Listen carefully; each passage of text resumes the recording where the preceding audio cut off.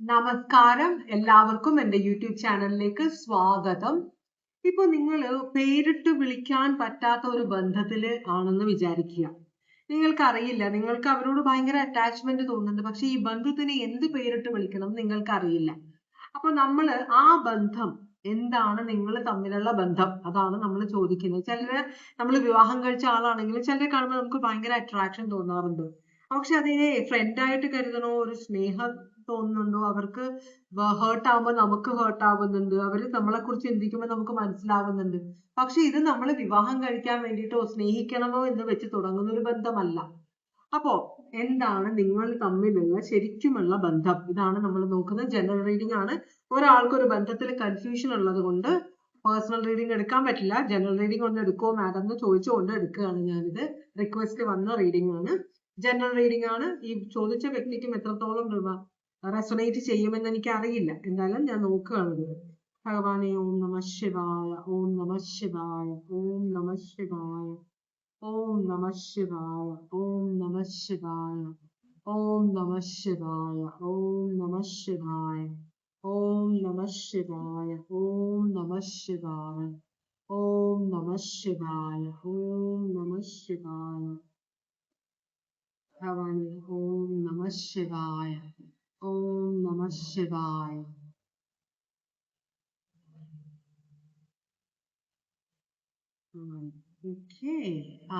ഈ കാർഡ് ഞാൻ പ്രതീക്ഷിച്ചിരുന്നു. കമ്മ്യൂണിക്കേഷന്റെ കാർഡാണ്. ഒരു ക്ലാരിറ്റി ഇല്ലായ്മ, ഒരു മിസ്അണ്ടർസ്റ്റാൻഡിങ്. നമ്മള് നമ്മൾ ചിരിക്കുമ്പോൾ നമ്മൾ ആത്മാർത്ഥമായിട്ട് ഒന്നും ഉദ്ദേശിക്കാണ്ട് ചിരിക്കുന്നത്, പക്ഷെ അതിനുള്ളിലേക്ക് പലതും വായിച്ചെടുക്കുന്ന ചിലരുണ്ട്. അപ്പൊ ഇവിടെ പറയുന്ന, നിങ്ങൾ മറ്റുള്ളവരോട് സംസാരിക്കുമ്പോൾ വളരെ കൃത്യമായിരിക്കണം. നിങ്ങൾ എന്താണ് ഉദ്ദേശിക്കുന്നത് അത് തന്നെ മറ്റേ ആൾക്ക് മനസ്സിലാകണം. അല്ലാതെ ആംബിഗ്വിറ്റി എന്ന് പറയും, ഒരു വാക്ക് പറഞ്ഞിട്ട് അതിന് ഡബിൾ മീനിങ് അങ്ങനെയുള്ളതൊക്കെ സംസാരിച്ചു കഴിഞ്ഞാൽ അത് മറ്റുള്ളവർക്ക് തെറ്റിദ്ധാരണ ഉണ്ടാക്കും എന്ന് പറയുന്നുണ്ട്. നമ്മൾ ആവശ്യമില്ലാതെ അവർ സംസാരിച്ചുകൊണ്ടിരിക്കുമ്പോൾ ഇടയ്ക്ക് പുഞ്ചിരിക്കുക, നമ്മൾക്ക് ശീലമായിരിക്കും അത്. പക്ഷെ മറ്റുള്ളവർക്ക് അത് തെറ്റിദ്ധാരണ ഉണ്ടാവും, പ്രത്യേകിച്ച് ഓപ്പോസിറ്റ് സെക്സിലുള്ള ആളുകൾക്ക്. ഇപ്പൊ ഞാനൊരു സ്ത്രീയാണ് പുരുഷനുമായിട്ട് സംസാരിക്കുമ്പോൾ ആവശ്യമില്ലാത്ത ചേഷ്ടകളും ആവശ്യമില്ലാത്ത വാക്കുകളും ആവശ്യമില്ലാത്ത എക്സ്പ്രഷൻസും തെറ്റിദ്ധാരണകൾ ഉണ്ടാക്കും. അപ്പൊ ഒന്ന് സൂക്ഷിക്കണമെന്നാണ് പറയുന്നത്. ചിലപ്പോൾ അതൊരു പണിയായിട്ട് വരാൻ ചാൻസ് ഉണ്ട്.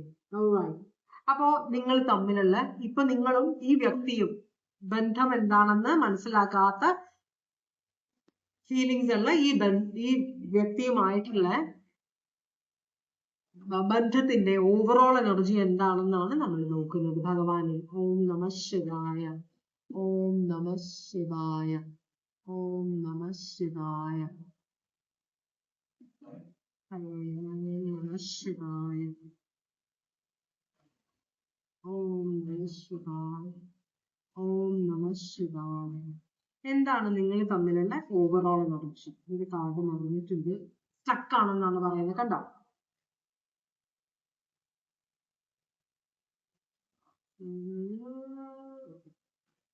ഇവിടെ ഹാങ്ഡ് മാനും വന്നിട്ടുണ്ട്. ഇവിടെ ഒരു വളരെ ദുരിതപൂർണമായ ഒരു കാര്യം.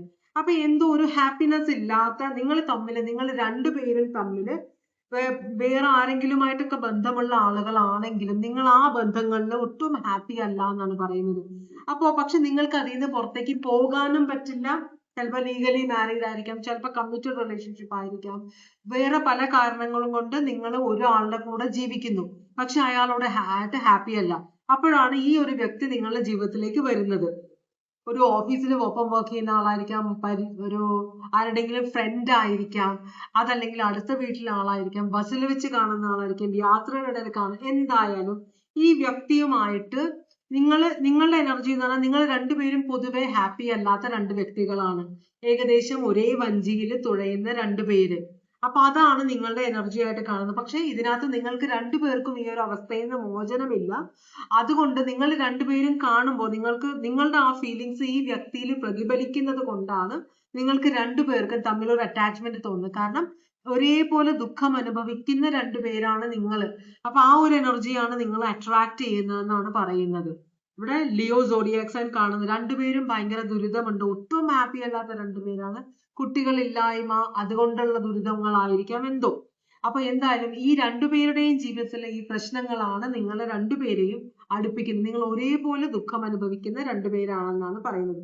പൈസീസ് സോഡിയാക് സൈൻ ആണ്. ഇതിനകത്ത് നിങ്ങൾക്ക് രക്ഷയില്ല, ഇതിനകത്ത് പെട്ട് കിടക്കുകയാണ്.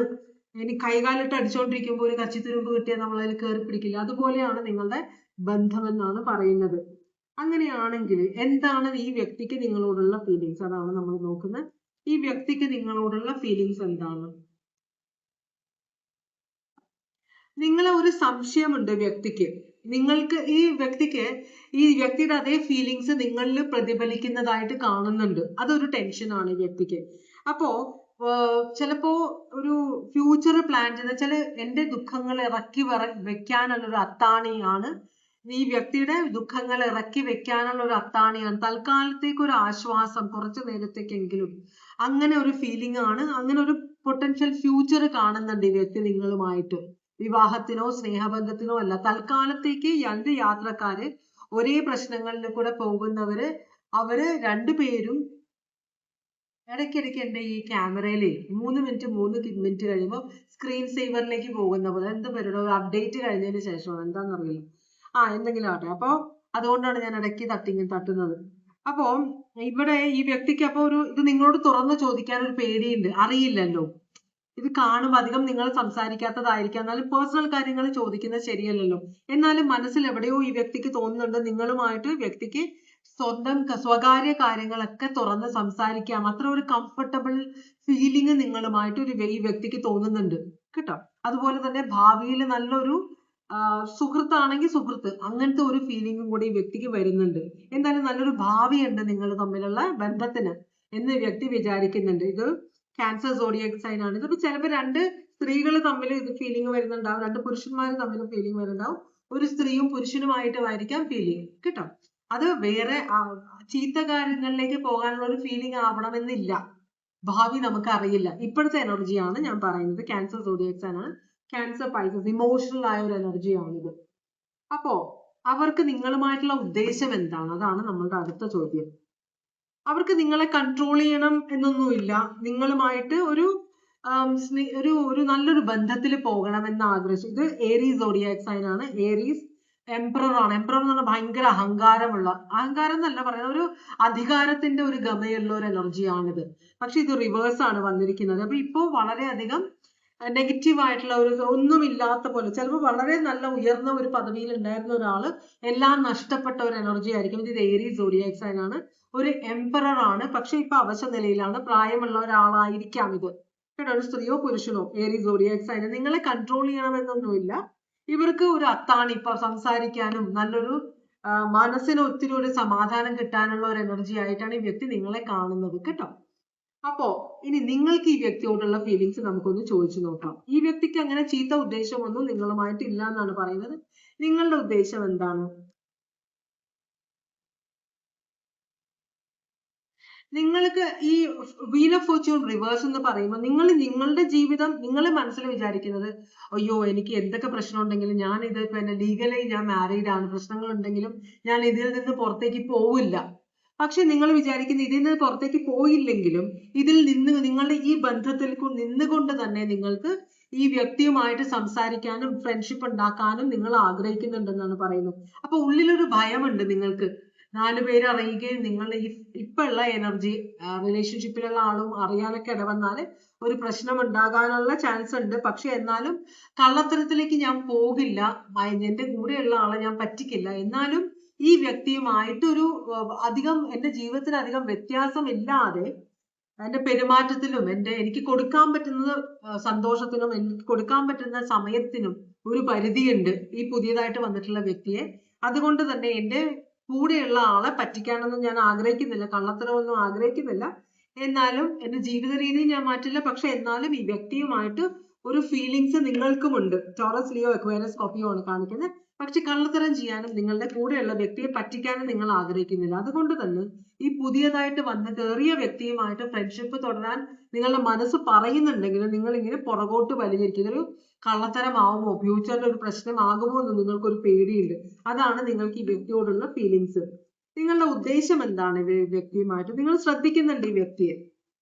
അപ്പോ നിങ്ങളുടെ ഉദ്ദേശം എന്താണെന്ന് വെച്ചാൽ നിങ്ങൾക്ക് ഇപ്പൊ വളരെയധികം മാനസിക സംഘർഷമുണ്ട്. പക്ഷെ ഈ വ്യക്തിയെ നിങ്ങൾക്ക് ഒരു ഫീലിംഗ് ഉണ്ട് എന്ന് വെച്ചാൽ 2 ഓഫ് കപ്സ്. രണ്ടുപേരും ഒരേ മനസ്സ് പോലെയുള്ളവരാണ്. ഇവരെ കാണുമ്പോൾ നിങ്ങൾക്ക് ഭയങ്കര സന്തോഷമാണ്. നിങ്ങൾ ഇല്ലെങ്കിലും ഈ വ്യക്തി ആ പരിസരത്തുണ്ടെങ്കിൽ നിങ്ങൾക്ക് മനസ്സിലൊരു ആശ്വാസം വരുന്നുണ്ട്. അത് നിങ്ങൾ വളരെ പോസിറ്റീവ് ആയിട്ടാണ് കാണുന്നത്. പക്ഷെ ഈ വ്യക്തിയുമായിട്ട് ഒരു സ്ട്രോങ് ആയിട്ടുള്ള ഒരു റിലേഷൻ സ്ഥാപിക്കാൻ നിങ്ങൾ ആഗ്രഹിക്കുന്നില്ല. എന്നാലും ഇടയ്ക്ക് കാണുമ്പോൾ ഇടയ്ക്ക് സംസാരിക്കാനും ചിരിക്കാനും വല്ലതുമൊക്കെ സംസാരിക്കാനും ഒക്കെ നിങ്ങളും ആഗ്രഹിക്കുന്നുണ്ടെന്നാണ് പറയുന്നത്. നിങ്ങൾക്ക് പ്രാരാബ്ധം കൂടുതലുള്ള ഒരാളാണ്. അപ്പോ വരവിനേക്കാൾ കൂടുതൽ ചെലവുള്ള നിങ്ങളുടെ ഫാമിലി. അപ്പൊ നിങ്ങൾക്ക് ഭയങ്കര ബുദ്ധിമുട്ടുണ്ട്. ഇതൊക്കെ ആരുടെയെങ്കിലും ഒന്ന് സംസാരിച്ചൊന്ന് മനസ്സൊന്ന് എന്താ പറയാ ലാഘവമാക്കണമെന്ന് നിങ്ങൾ ആഗ്രഹിക്കുന്നു. അപ്പൊ ഈ വ്യക്തിയാണ് അതിന് നല്ലത് എന്ന് നിങ്ങൾക്കറിയാം.